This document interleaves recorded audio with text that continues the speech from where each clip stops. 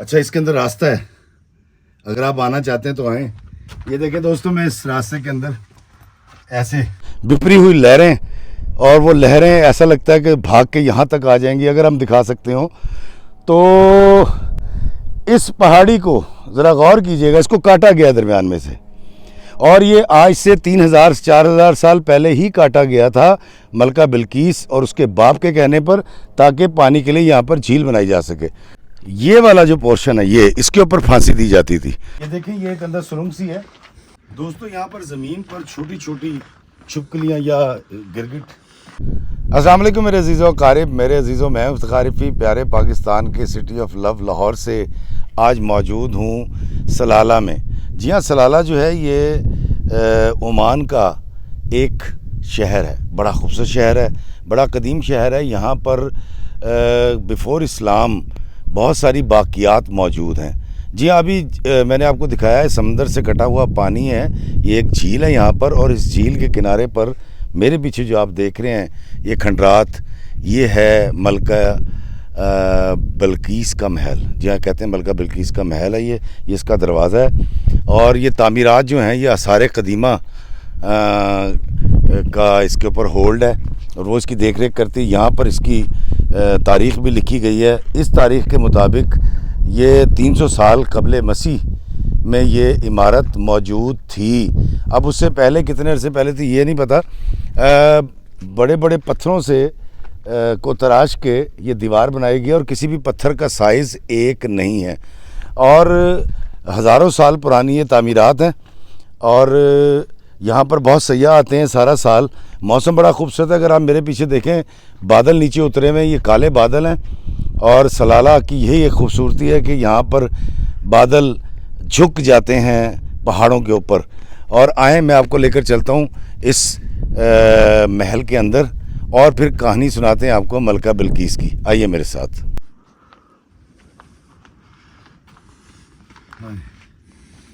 दोस्तों, यहाँ पर ज़मीन पर छोटी छोटी छिपकलियाँ या गिरगिट के बच्चे हैं, और उनसे बड़ा बच के चलना पड़ेगा, क्योंकि ये बहुत पुरानी तहजीब है।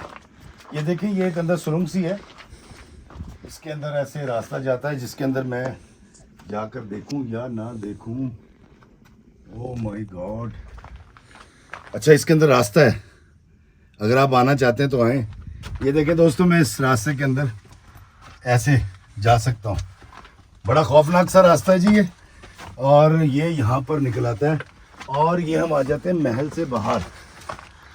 तो हम कह सकते हैं कि जो यहाँ पर वो हुआ करते थे हरकारे या हिफाजत पर जो मामूर दस्ते हुआ करते थे, ये उनकी एग्ज़िट और एंट्री के खुफिया रास्ते थे। और हम दोबारा से महल में दाखिल होते हैं। ये बड़ा कदीम है, और आप देखें ये पत्थरों के साइज़ एक नहीं है। एक पत्थर इतना बड़ा है, एक छोटा है, एक उससे छोटा, लेकिन इसके बीच में ये जो छोटी छोटी पत्थरों की ठिबरियाँ रखी गई हैं, ये इसको बैलेंस करती हैं। तो यहाँ से पता चलता है ये बड़ी पुरानी तहजीब है, जो हज़ारों साल पुरानी है। और ये मलका बिल्किस के महल की बैरूनी दीवार है। मेरा ख्याल है हमें वहीं से अंदर जाना पड़ेगा, पता नहीं कितनी तवील है ये। तो आए, अंदर चलते हैं।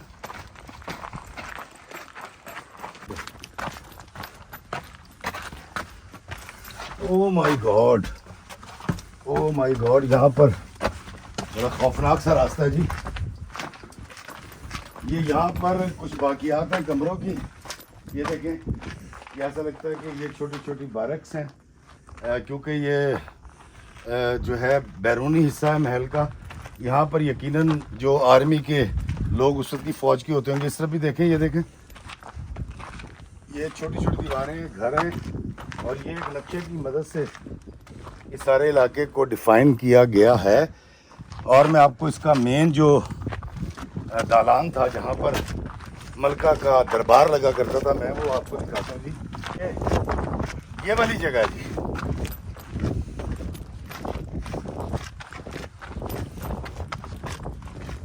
यहाँ पर दरबार लगा करता था, और यहाँ पर ही मलका बिल्किस का तख्त हुआ करता था।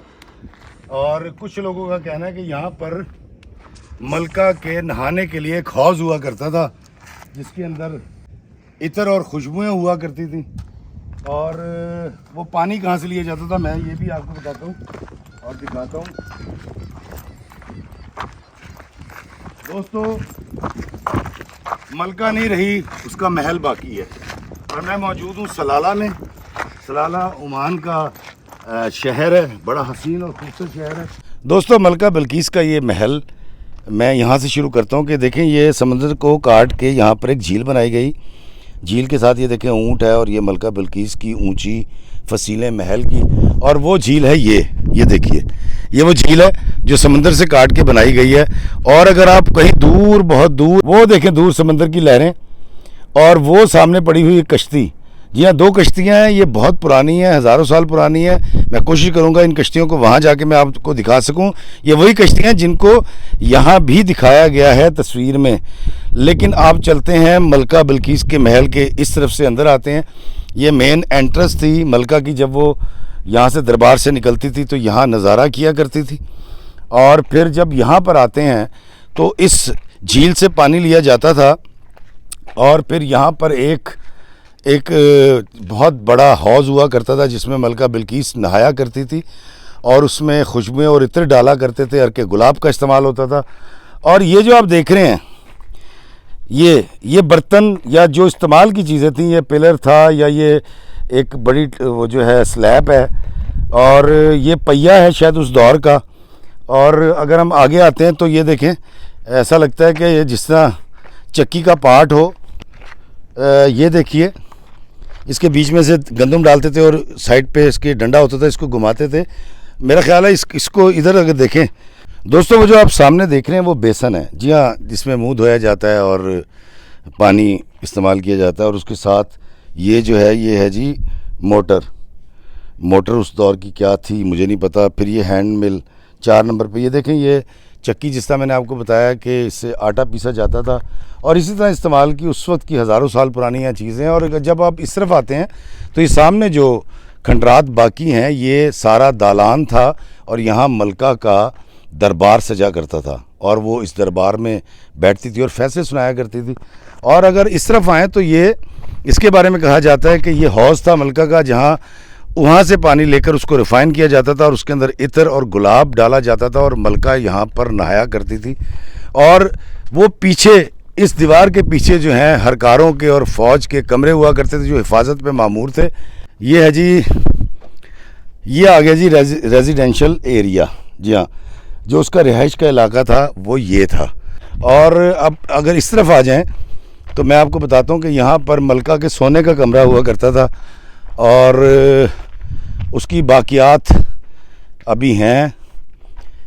یہ والا جو پورشن ہے یہ ملکہ کے سونے کا کمرہ تھا، اور اس کے پیچھے 3 دیواریں حفاظتی، اور پھر اس محل کی فصیل ہوا کرتی تھی، اور اس کے اندر خفیہ راستے بھی ہوا کرتے تھے جو نیچے سے جاتے تھے، اور یہاں سے نیچے سے اس طرف بھی نکل جایا کرتے تھے، اور اس طرف بھی جو حملے کی صورت میں استعمال کیے جاتے تھے۔ میں آپ کو دکھاتا ہوں یہاں پر پھانسی گھاٹ کہاں تھا۔ میرے ساتھ آئیے، میں آپ کو بتاتا ہوں کہ دوستو یہ والا جو پورشن ہے یہ اس کے اوپر پھانسی دی جاتی تھی، اور اس کے اوپر ایک اور منزل تھی جس کے اوپر ایک پھانسی گھاٹ تھا، اور پھانسی گھاٹ کے اوپر اونچائی کے اوپر اس لیے پھانسی دی جاتی تھی تاکہ شہردار آئیں، جمع ہوں اور دیکھیں کہ باغیوں کو یا ملکہ بلقیس کے جو مخالفین ہیں ان کو پھانسی کیسے ہوتی ہے۔ اور تھوڑا سا اور آگے آتے ہیں، یہاں سے یہ دیکھیں سیڑھیاں باقی ہیں، بھی وہ دیکھیں سیڑھیاں، یہاں سے محل کے اوپر جانے کے لیے سیڑھیاں ہوا کرتی تھی، سٹیپس ابھی باقی ہیں کیونکہ یہ ڈھہ چکا ہے۔ تو اب یہ کتنے منزلہ تھا، 2 منزلہ تھا، 3 منزلہ تھا، یہ تو کوئی نہیں کہہ سکتا، لیکن یہ سیڑھیاں تھیں، اور ملکہ کا جب دل کرتا تھا چاروں اطراف کا نظارہ کرنے کا وہ اوپر جایا کرتی تھی، یا جب حملہ ہوا کرتا تھا تو فصیل کے اوپر جو موجود ہوتے تھے فوجی وہ مقابلہ کرتے تھے، تیر چلایا کرتے تھے، مخالفین کو روکا کرتے تھے، اور پھر ملکہ اس کے اوپر چڑھ کے چاروں طرف سے نہ صرف نظارہ کرتی تھی بلکہ اسٹریٹجی بھی بتاتی تھی جنگ کی۔ اگر ہم تھوڑا سا آگے آئیں، یہ بڑا خوفناک سا منظر ہے، آپ دیکھ رہے ہوں گے، یہ دیکھیے، محل سے متعلقہ لوگ تھے، لونڈیاں تھیں، باندیاں تھیں، ان کے گھر تھے. اور یہ آگے آ جائیے، یہ دیکھیے، یہ بڑا خوفناک اور عجیب سا ہے. یہاں پر صرف ایک واحد میں سیاح ہوں کیونکہ خریف کا سیزن اینڈ ہونے والا ہے اور اب یہاں لوگ نہیں آتے. یہ جو جگہ ہے اس کے اوپر ایک بہت بڑا پائپ ہوا کرتا تھا جو پتھروں سے ہی بنایا گیا تھا، جس کے اوپر بہت اوپر کر کے ملکہ بلقیس کا جھنڈا تھا، جس کے بارے میں کہتے ہیں اس کے اندر 4 رنگ تھے، جس میں کالا تھا، لال تھا، نیلا تھا اور یلو کلر کا تھا. اب وہ جھنڈا بھی نہیں رہا، ملکہ بھی نہیں رہی. یہ اس کی باقیات ہیں. ان تمام نظاروں کو دیکھنے کے بعد جو میرے ذہن میں سمجھ آتی ہے بات وہ یہ ہے کہ ملکہ بلقیس نہیں ہے، اس کا محل باقی ہے. بندہ نہیں رہندا، شیواں رہ جاندیاں نے. آج یہاں کوئی دعوے دار نہیں ہے جو یہ کہہ سکے کہ یہ ملکہ بلقیس کے خاندان سے ہے، اور یہ میرا دعویٰ اس محل کے اوپر کوئی نہیں کہہ سکتا. ایک اور سیڑھیاں میں آپ کو دکھاتا ہوں. یہ دیکھیے وہ سامنے، یہ بھی سٹیپس ہیں اس دور کے، ذرا کلوز کر کے دکھائیے گا. یہ سامنے سٹیپس ہیں، یہ اوپر جاتے ہیں. اس کے بارے میں کہا جاتا ہے کہ یہاں سے ملکہ صاحبہ اوپر جاتی تھی اور اس طرف جو میں اوپر چڑھ کے آپ کو دکھاتا ہوں کہ رعایا کھڑی ہوتی تھی اور ملکہ یہاں سے خطاب بھی فرمایا کرتی تھی. آئیے میرے ساتھ، میں آپ کو اس طرف لے کے چلتا ہوں. یہ ساری باقیات آج یہاں پر سلالہ میں عمان میں موجود ہیں، اور یہ میں اس کے محل کے بالکل اوپر والے ٹاپ پر آ گیا ہوں. اور جب ہم نیچے جھانکیں تو یہ دیکھیے، یہ رعایا کے کھڑے ہونے کی اور فوج کو خطاب کرنے کے لیے یہ جگہ ہوا کرتی تھی. اور اس علاقے کے بارے میں بتاتا ہوں آپ کو. اگر یہاں کھڑے ہو کے آپ اونچا بولیں گے تو وہ آواز کافی دور تک سنائی دیتی ہے. یہاں سے اگر آپ اونچی آوازیں بات کریں تو اس کو جب اوپر سے دیکھیں تو ذرا دکھائیے گا جی. محل کی باقیات اس طرح سے بچی ہیں اور کوئی بادشاہ نہیں رہا، کوئی ملکہ نہیں رہی. اور میں آپ کو بتاتا ہوں یہ محل اس ملکہ کا تھا جو کفر کیا کرتی تھی، جو شرک کیا کرتی تھی اور اللہ تعالیٰ کے مقابلے میں آگ کی پوجا کیا کرتی تھی. یہاں سے دور اگر دیکھیں ذرا دکھائیے گا، وہ سمندر کی بپری ہوئی لہریں، اور وہ لہریں ایسا لگتا ہے کہ بھاگ کے یہاں تک آ جائیں گی اگر ہم دکھا سکتے ہوں. تو اس پہاڑی کو ذرا غور کیجئے گا، اس کو کاٹا گیا درمیان میں سے، اور یہ آج سے 3000-4000 سال پہلے ہی کاٹا گیا تھا ملکہ بلقیس اور اس کے باپ کے کہنے پر، تاکہ پانی کے لیے یہاں پر جھیل بنائی جا سکے. تو یہ چاروں طرف کا بھی نظارہ آپ دیکھ سکتے ہیں، ذرا دکھائیے گا. یہ چاروں طرف نظارہ ہے جی، یہ سلالہ کی پہاڑیاں اور اس کے اوپر جھکے ہوئے کالے بادل، اور ہوا کے اندر دور اڑتا ہوا ایک شخص پیراشوٹ کے ساتھ، وہ ایک سکوٹر سا باندھ کے انجن کے ساتھ اڑ رہا ہے یہاں پہ. تو یہ ہے ملکہ بلقیس کا محل. اور دوستو اب میں سناتا ہوں آپ کو ملکہ بلقیس کی کہانی. ملکہ بلقیس کون تھی اور وہ کیسے جو ہے وہ شرک کیا کرتی تھی اور پھر اس کا انجام کیا ہوا. اور اسی کہانی سے جڑے ہوئے ہیں حضرت سلیمان علیہ السلام. وہ کیا قصہ تھا، آئے میں آپ کو سناتا ہوں. دوستو آج سے ہزاروں سال پہلے عرب کے ایک ملک یمن کے مضافات میں ایک شہر آباد تھا جسے وادی سبا کہتے تھے. یہی قوم سبا کہلاتی تھی. یہ علاقہ نعمتوں اور برکتوں سے نوازا گیا تھا. ہر طرح کے پھل، اجناس اور لہلہاتی فصلیں موجود تھیں، مگر یہ قوم شرک کیا کرتی تھی اور سورج کی پوجا کیا کرتی تھی. شراجیل مالک یہاں کا بادشاہ تھا. جب شراجیل مالک مرا تو اس کی جوان سالہ خوبصورت حسین و جمیل بیٹی بلقیس کو تخت پر بٹھا دیا گیا. کہا جاتا ہے کہ بلقیس کے ماں باپ میں سے ایک جنات میں سے تھا، مگر اس کی کوئی دلیل موجود نہیں. ملکہ بلقیس نہایت ذہین فتین عورت تھی جس نے یمن پر 900 سال حکومت کی. سلالہ بھی کبھی یمن کا حصہ ہوا کرتا تھا جہاں پر آج بلقیس کے محل کی باقیات موجود ہیں. قوم سبا بہترین تاجر تھے. سمندر کے راستے دنیا بھر میں تجارت کیا کرتے تھے اور خوب پیسہ کماتے تھے. یہ وہ دور تھا جب خطہ زمین کے ایک بہت بڑے حصے پر حضرت سلیمان علیہ السلام کی حکومت تھی. سلیمان ابن داؤد کی سلطنت کا دارالخلافہ یروشلم تھا. آپ کو ہوا، جنات، چرند پرند اور جانوروں پر اللہ نے حکمرانی عطا کی تھی. ایک دفعہ کا ذکر ہے کہ دربار سجا ہوا تھا. جنات، چرند پرند سب موجود تھے، مگر ہدہد غائب تھا. حضرت سلیمان علیہ السلام نے حدود کو غائب پا کر فرمایا کہ اگر حدود نے آج حاضر نہ ہونے کی کوئی معقول وجہ نہ بتائی تو میں اسے سزا دوں گا۔ اسی اثنا میں حدود حاضر ہوا اور غیر حاضری کی وجہ بیان کرتے ہوئے کہا کہ اے اللہ کے پیغمبر، میں اڑتے اڑتے ایک ایسے ملک میں پہنچ گیا جہاں ایک بہت حسین و جمیل عورت بلقیس کی حکومت ہے، جو نہایت ذہین اور فتین ہے، جو ایک ایسے نایاب تخت پر بیٹھتی ہے جس پر ہیرے جواہرات اور زمرد جڑے ہوئے ہیں۔ اس ملک میں اللہ نے ہر طرح کی نعمت اتاری ہے، مگر وہ لوگ اور ان کی ملکہ شرک میں مبتلا ہیں۔